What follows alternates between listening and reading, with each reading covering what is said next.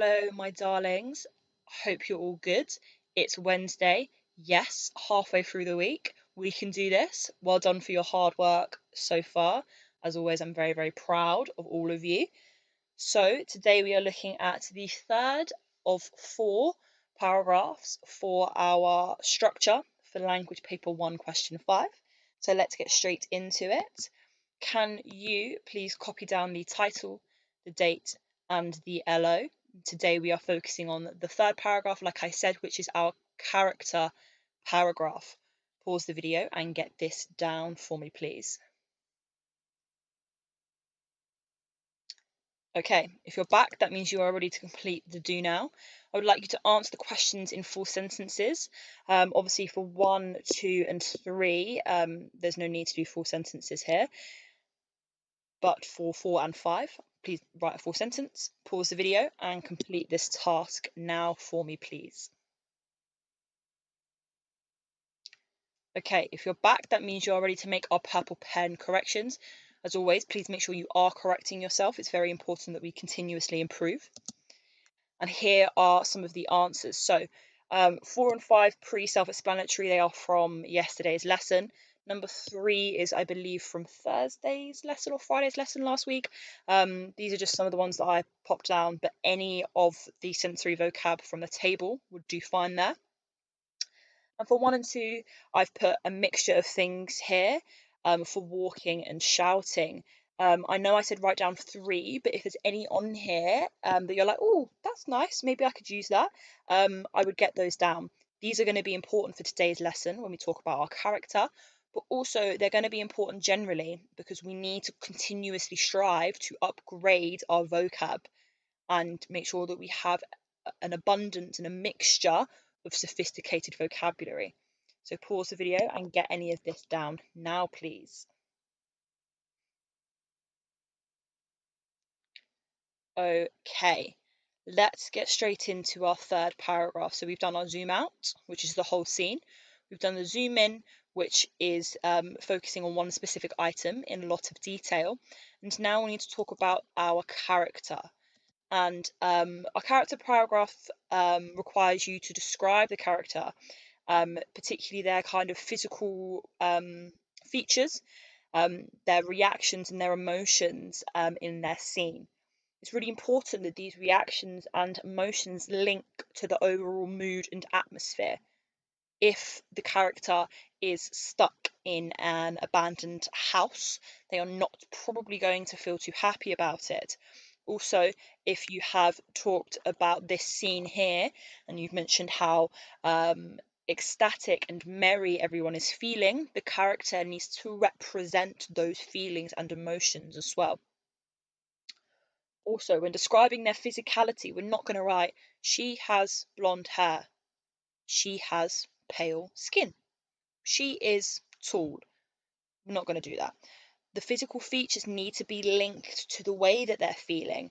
Okay, if they're scared, are they sweating? Are their eyes really wide? If they're happy, if they've got rosy cheeks, are they grinning? Does their skin almost look like it's glowing? Okay, this is a hard paragraph to write. This is a hard language paper, but that's okay. We're going to get lots of practice. So, this is the image that I'm basing my character paragraph on, and already you're probably thinking, well, madam, there's actually no one in the scene.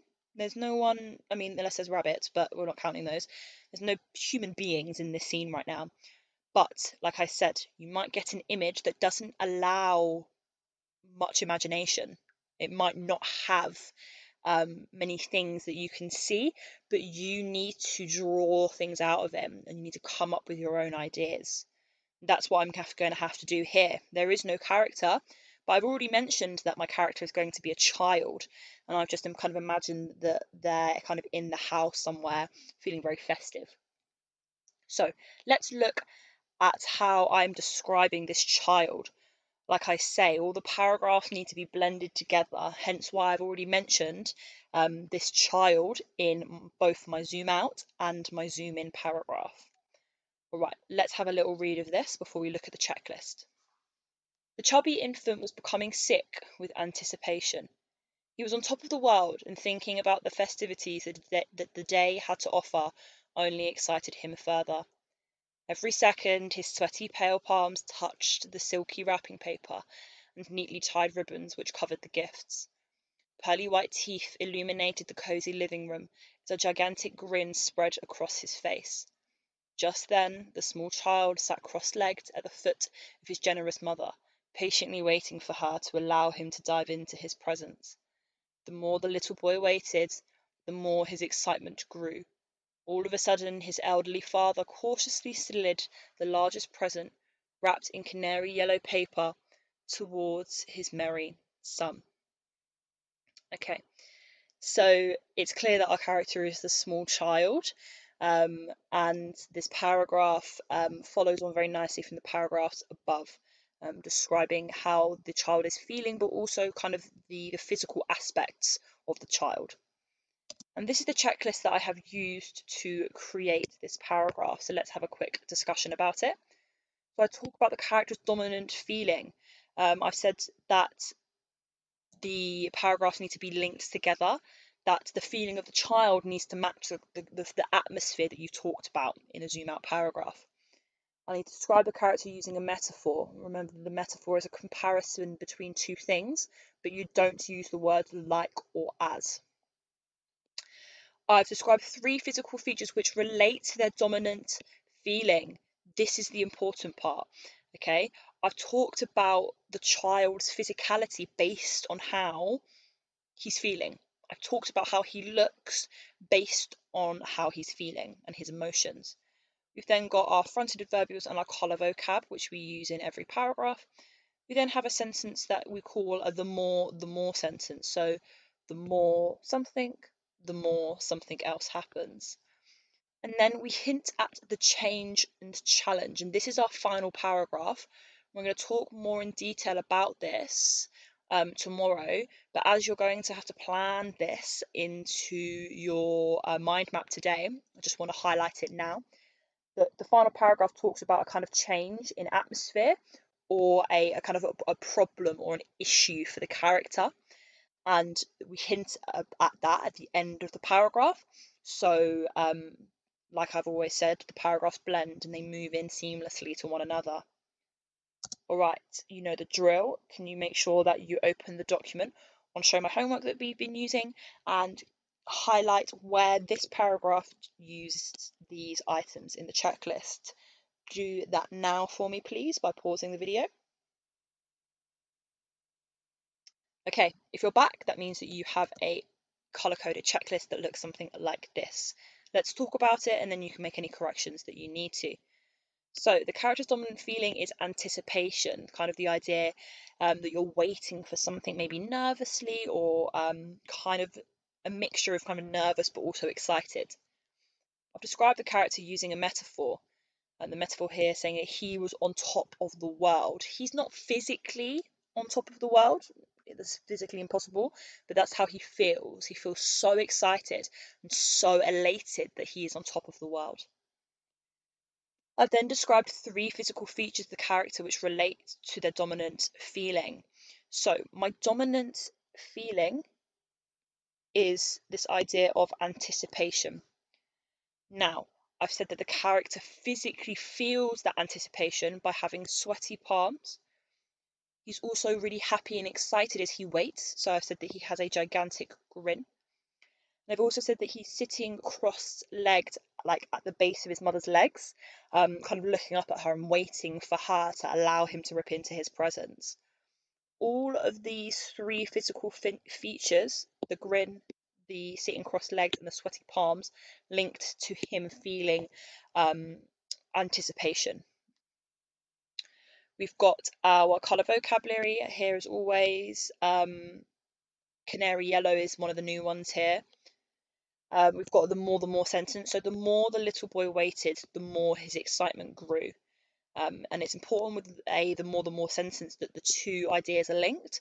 The more the little boy waited, the more his excitement grew makes sense. It wouldn't make sense if I had said something like, the more the little boy ran, the more energetic that he felt, because running makes you tired. Well, it makes me tired, but it's really important that the first part of the more sentence links to the second part. and then we've hinted at the change and challenge. So it's important that you don't reveal what's going to happen at the end, but it's important that you hint about maybe what it's about or what it relates to. So it indicates here that the change or challenge in my final paragraph is going to be linked to this present, this really large present that has kind of been something that we've threaded throughout the paragraph, looking at the presents. Okay, pause the video now, make any corrections that you need to, make any notes about any of the things that we've discussed before returning to the video. Okay, so now we are going to complete our character checklist. Same process again, based on the image of the train and the wave. It's really, really important, again, that you're focusing on that image. Again, you can't actually see a character in that image, but like I said, we use our imagination. Now, last lesson I did the zoom in paragraph about the wave, and I did mention that the character was sat inside the carriage, and they were kind of looking up at the wave as it kind of came over the ship. So that's my focus for this paragraph. I'm not going to choose a completely different character, otherwise my paragraphs won't feel kind of blended together and linked. So let me just kind of model to you how I would use this checklist. So my character, I need to start with describing the character's dominant feeling. So I'm going to maybe mention that the character kind of feels a sense of anxiety. And then I'm going to skip this step now, just this second one, just because I want you to do most of it yourself, but I want to focus on describing features that relate to this dominant feeling, just to show you how I would do it. So the dominant feeling is anxiety, and I need to describe their physicality based on that feeling. So I'm going to kind of, I might say that she's she's got like trembling legs. I'm also aware how bad my handwriting is. Please don't tell me. I'm going to talk about trembling legs. I might actually talk about